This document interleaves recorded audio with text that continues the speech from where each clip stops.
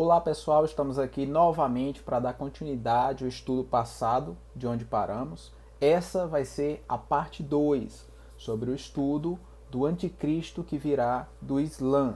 Então, fica ligado aí que vamos conferir as referências passadas para continuarmos com as novas. E após a vinheta, daremos continuidade.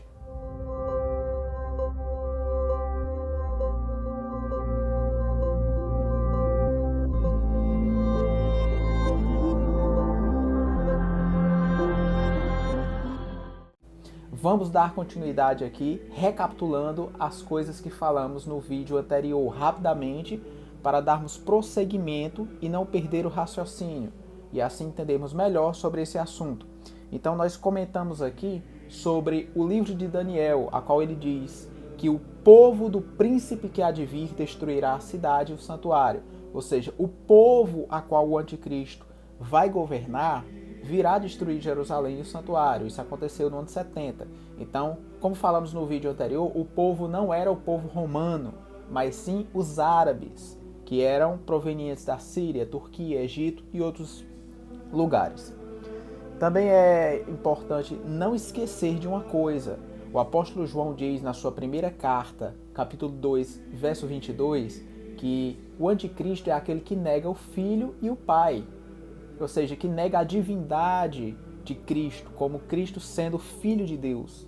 E nós sabemos perfeitamente que no islamismo eles negam a Cristo como sendo Filho de Deus. Entendeu? Então tem o espírito do anticristo agindo aí. Uma oração que eles fazem 5 vezes ao dia, repetindo que Deus não gerou e nem nunca foi gerado, né? E também lembrando que o livro de Daniel, Ezequiel e vários outros comentam sobre a localização, dizendo ser na terra de Magog, também Meseque e Tubal. Essas terras estão localizadas em um país só hoje, que conhecemos como Turquia. Assim como os profetas comentam que a destruição virá do norte.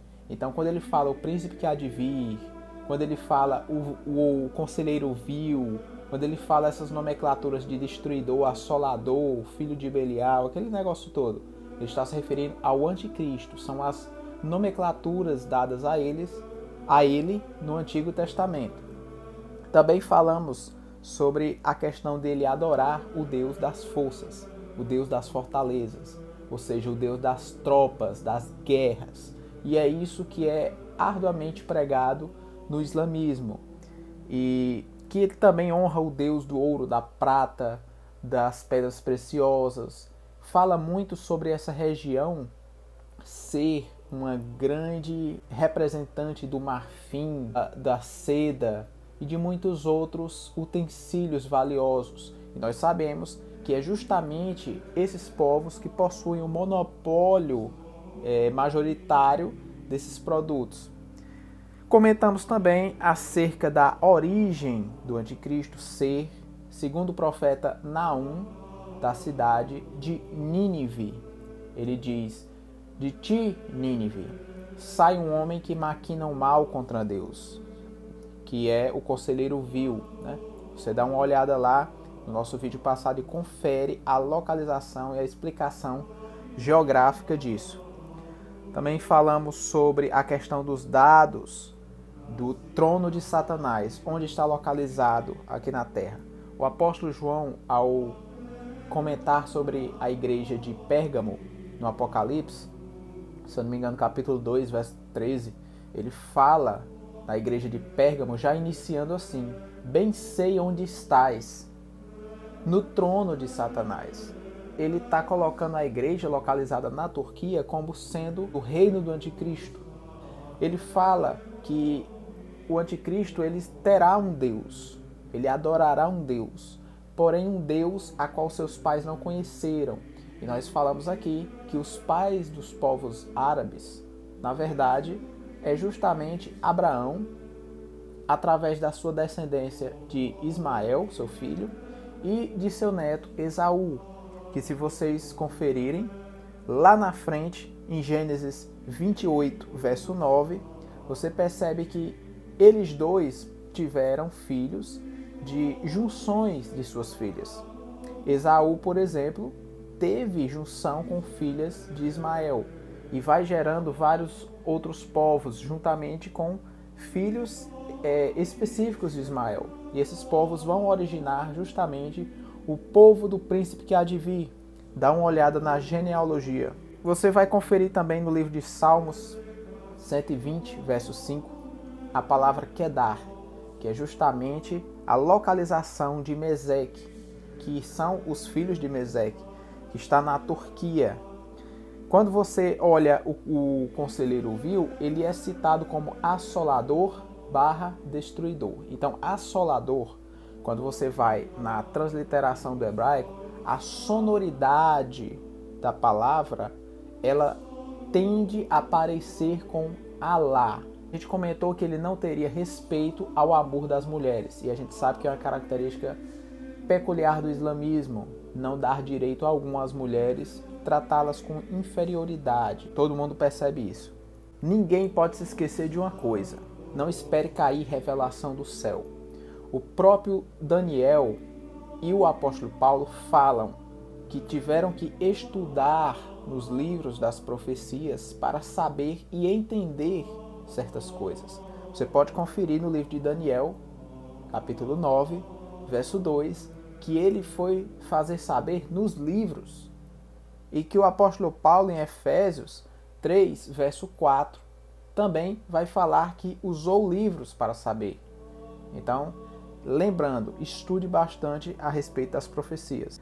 Também falamos sobre os 4 cavaleiros do Apocalipse, que foi dado cores a eles, e que na verdade o cavaleiro amarelo não é especificamente amarelo, mas sim uma espécie de esverdeado, um amarelo esverdeado.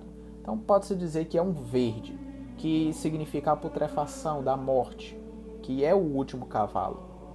Então veja aí as bandeiras referentes aos países árabes, que são permitidos no islamismo apenas essas cores. Então lembre-se aí.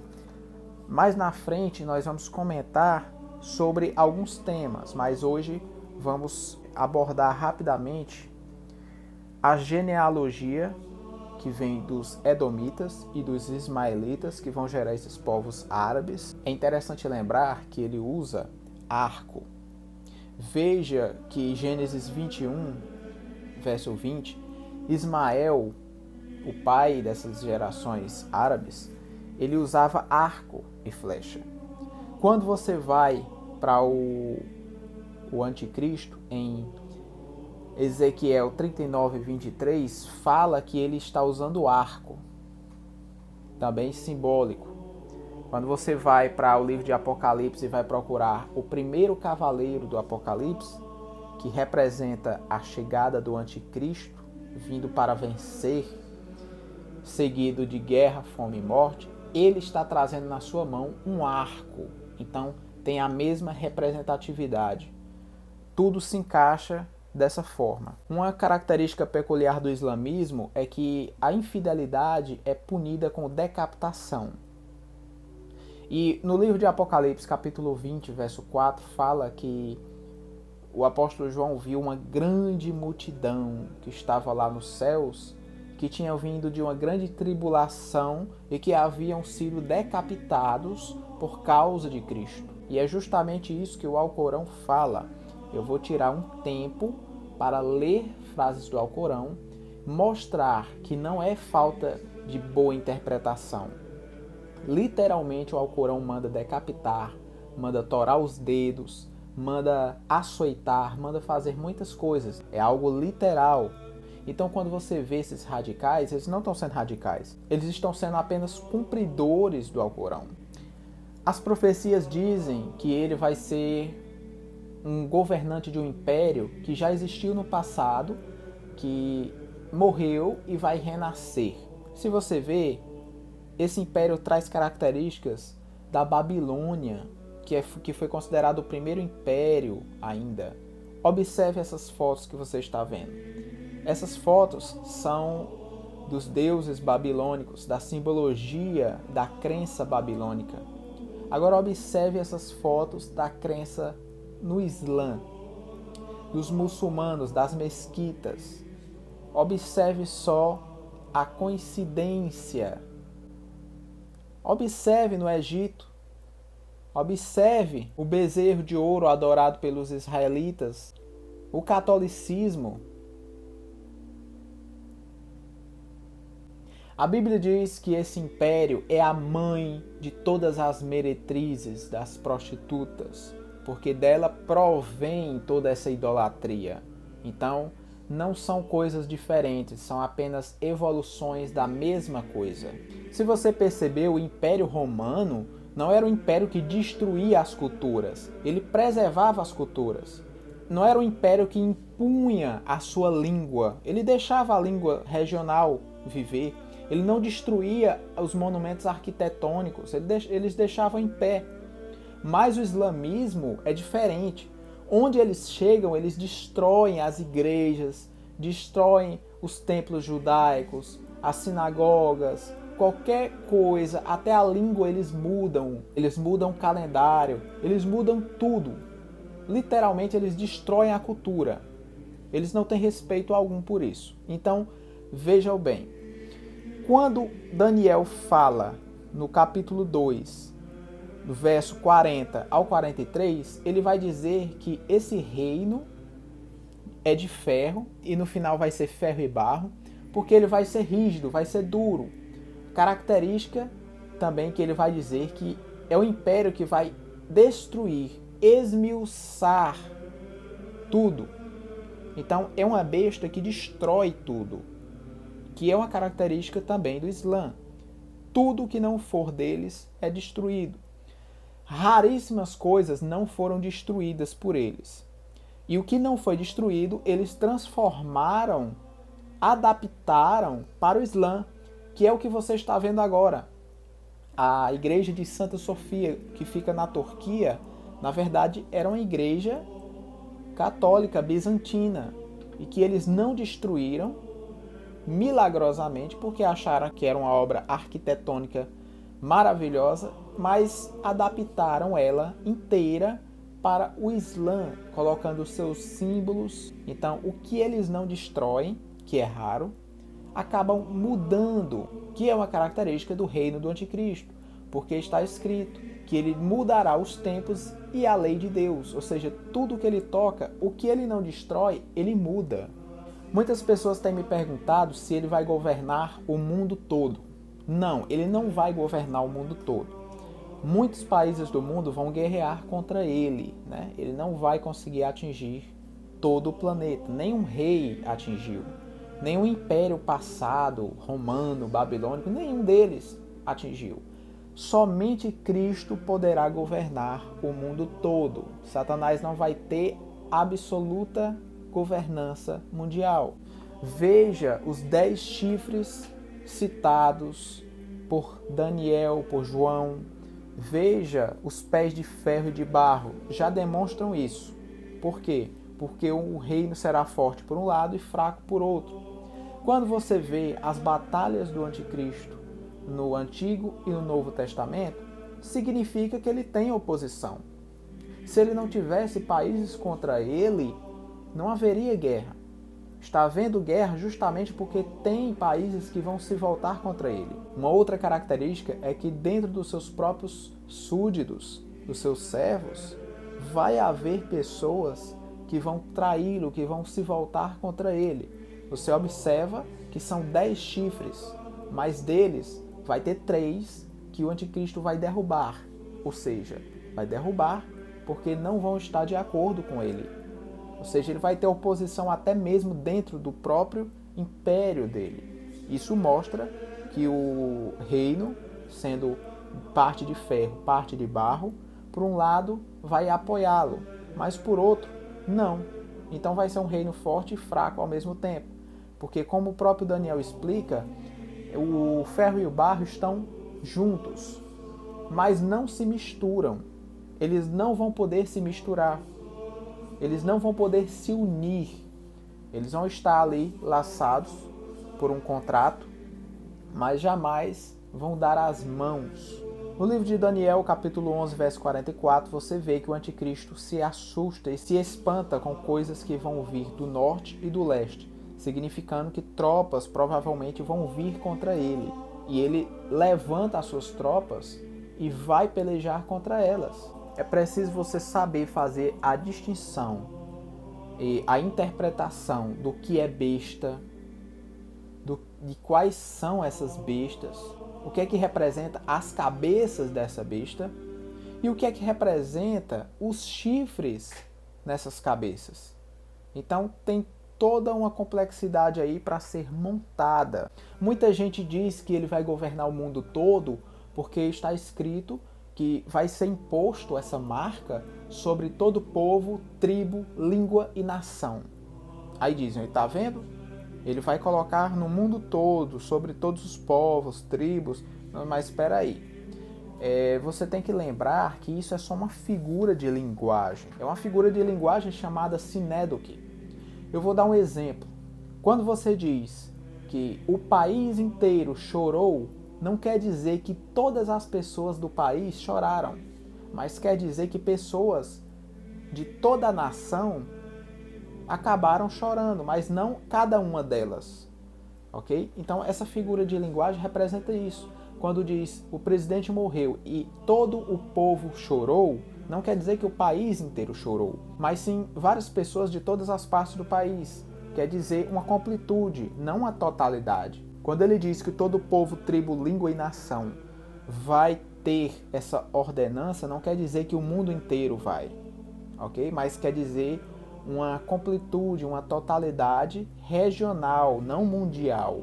Em breve nós vamos fazer um comparativo entre Deus e Alá, entre a Bíblia e o Alcorão, entre Jesus e Maomé.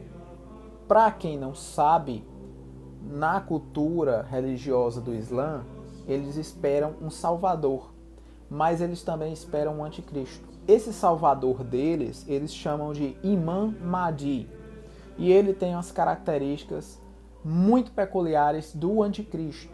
Ele vai unir todos à força, ele vai impor uma religião só, enfim, muitas características que eu vou abordar aqui em um próximo vídeo. Sobre o islamismo ser a religião da paz, e que muitos interpretam de forma errada, e isso leva ao radicalismo, é mentira. E eu vou mostrar que o Alcorão incita o ódio, incita a morte, incita a tortura e a perseguição de cristãos, de judeus e de muitas outras coisas. Eu vou citar aqui capítulos do Alcorão, eu vou lê-los, que são capítulos que chamamos de surata no Alcorão. Para quem pensa que o Alcorão não manda matar, não manda torturar, é tudo questão de falta de uma boa interpretação. Surata número 5, 8, 9, 61 e algumas outras. Perceba o que é que ele fala no Alcorão. Ele diz aqui que sejam mortos ou crucificados, ou lhes seja decepada a mão e o pé opostos, ou banidos, aqueles que lutam contra Deus e seu mensageiro, que ele está citando aqui Alá e Maomé. Ele continua dizendo aqui que doloroso castigo açoitará os incrédulos nesse mundo. Ele, na surata 8, nos versos 12, 39, 60, 65, ele vai dizer: decapitai-os e decepai-os os seus dedos. Combatei-os até terminar a intriga e prevalecer totalmente a religião de Alá. Mobilizai tudo quando dispuserdes de armas, cavalarias, para intimidar. Ele diz aqui para estimular os fiéis ao combate. Olha o que é que ele diz no capítulo 9, na surata 9, no verso 5 e 14. Matai os idólatras, onde quer que os acheis. Capturai-os, acossai-os e espreitai-os. Deus os castigará por intermédio de vossas mãos. Veja só, não é um castigo espiritual no outro mundo. As mãos do povo árabe islâmico é que castigará o povo aqui. Não é má interpretação, é algo literal.